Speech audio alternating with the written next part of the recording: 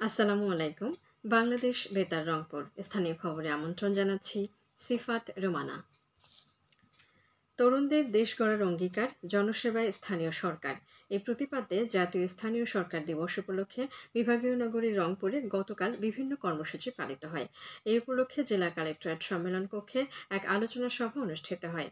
এর আগে জেলা কালেক্টরেট চত্বর থেকে একটি শোভাযাত্রা বের হয়ে নগরীর বিভিন্ন সড়ক প্রদক্ষিণ করে।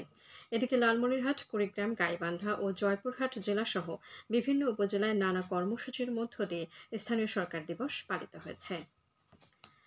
আজ রংপুর সিটি কর্পোরেশন এলাকার 10টি পয়েন্টে সকাল থেকে ট্রাকযোগে ট্রেডিং কর্পোরেশন বাংলাদেশ টিসিবির পণ্য বিক্রয় কার্যক্রম চলছে। কার্ড ছাড়াই যে কেউ 590 টাকা মূল্যে নির্ধারিত 1 কেজি চিনি, 2 কেজি মসুরের ডাল, 2 কেজি ছোলা, 2 লিটার ভোজ্য তেল ও 500 গ্রাম খেজুর নিতে পারছেন ভোকারভোগীরা।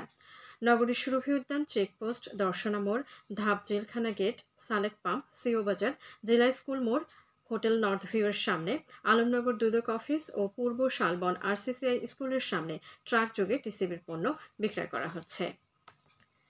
বৈষম্য বিরোধী ছাত্র জনতার আন্দোলনে ঢাকায় নিহত শহীদ নূর আলমের স্ত্রী খাদিজা বেগমকে চাকরি দিয়েছে কুড়িগ্রাম কৃষি বিশ্ববিদ্যালয়। গতকাল বিশ্ববিদ্যালয়ের ছাত্রীদের হোস্টেলে অস্থায়ী ভিত্তিতে চাকরির নিয়োগপত্র তুলে দেন উপাচার্য ড মোহাম্মদ রাশেদুল ইসলাম। উল্লেখ্য, শহীদ নূর আলম কুড়িগ্রাম সদর উপজেলার বাসিন্দা।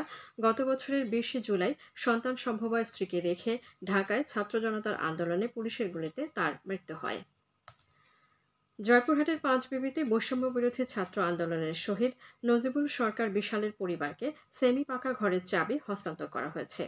জেলা প্রশাসনের সার্বিক সহযোগিতায় গতকাল পাঁচবিবি উপজেলার ধরঞ্জয় ইউনিয়নের রতনপুর গ্রামে গিয়ে ঘরের চাবি হস্তান্তর করেন রাজশাহী বিভাগীয় কমিশনার খন্দকার আজিম আহমেদ। উল্লেখ্য, গত বছরের 4 আগস্ট বৈষম্য বিরোধী ছাত্র আন্দোলন চলাকালে জয়পুরহাট শহরের কেন্দ্রীয় মসজিদ মার্কেটের সামনের প্রধান সড়কে পাঁচবিবির কলেজ ছাত্র নজিবুল সরকার বিশাল গুলিবিদ্ধ হয়ে প্রাণ হারায়। সে পাঁচবিবি বিজনেস ম্যানেজমেন্ট কলেজের একাদশ শ্রেণীর ছাত্র ছিল।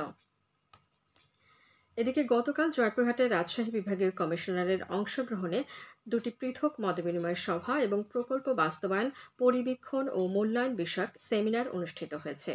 এছাড়া গত সন্ধ্যায় কালাই উপজেলা পরিষদ মিলনায়তনে মতবিনিময় সভা শেষে বিভাগীয় কমিশনার খন্দকার আজিম আহমেদ কয়েকজন অসহায় ও দুস্থ নারীদের মাঝে সেলাই মেশিন বিতরণ করেন।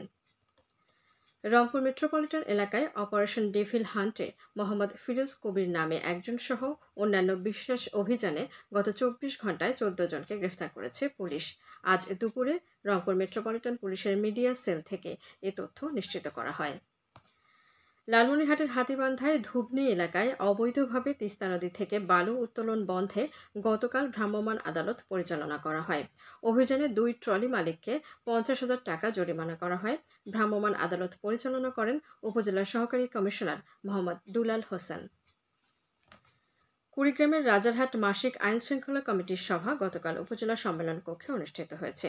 উপজেলা নির্বাহী কর্মকর্তা মোহাম্মদ আল ইমরানের সভাপতিত্বে অন্যান্যের মধ্যে রাজারহাট থানার তদন্ত কর্মকর্তা সোহেল রানা, উপজেলা বিএনপির সাবেক সভাপতি আনিসুর রহমান, উপজেলা জামায়াতে ইসলামীর আমির কফিল উদ্দিন ও বৈষম্য বিরোধী ছাত্র আন্দোলনের প্রতিনিধি আল মিজান মাহিন বক্তব্য রাখেন। সভায় উপজেলার আইনশৃঙ্খলা, মাদক, শিক্ষা প্রতিষ্ঠানের কর্মকাণ্ড ও অনিয়ম দুর্নীতি সহ নানা বিষয়ে আলোচনা করা হয়।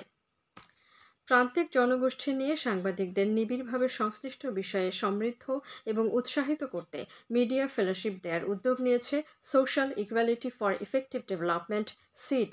এ উপলক্ষে গতকাল রংপুর মহানগরীর সোডাপির মাজার রোড সংলগ্ন জল করে সিডের প্রধান কার্যালয়ে সাংবাদিকদের সাথে মতবিনিময় সভা অনুষ্ঠিত হয়।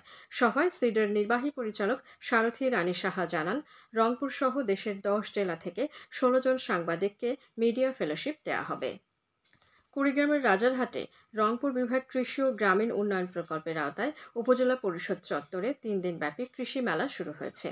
গতকাল মেলার উদ্বোধনী অনুষ্ঠানে উপজেলা নির্বাহী কর্মকর্তা আল ইমরানের সভাপতিত্বে বক্তব্য রাখেন জেলা কৃষি সম্প্রসারণ অধিদপ্তরের উপপরিচালক কৃষিবিদ আবদুল্লাহ আল মামুন। মেলায় অর্ধশতাধিক স্টলে নানা ধরনের কৃষি পণ্য ও কৃষি প্রযুক্তি প্রদর্শন করা হচ্ছে। সবশেষে আবহাওয়া। আজ সন্ধ্যা 6টা পর্যন্ত পূর্বাভাসে বলা হয়েছে দেশের অভ্যন্তরীণ নদীবন্দরগুলোর জন্য কোনো সতর্কবাণী নেই এবং কোনো সংকেতও দেখাতে হবে না। খবর শেষ হলো। আমাদের পরবর্তী স্থানীয় খবর প্রচারিত হবে বেলা 2টা 5 মিনিটে।